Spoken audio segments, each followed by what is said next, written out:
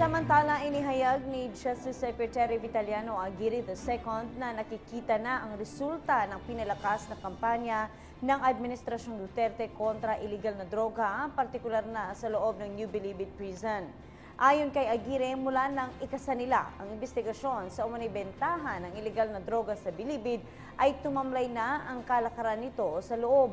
Aniya, natigil na ang 70% ng drug trade doon.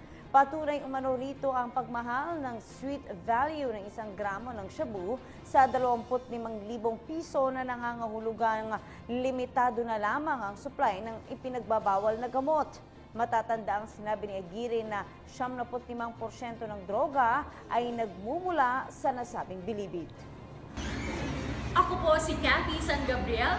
Subscribe na sa PTV YouTube channel. I-click lang po ang subscribe button.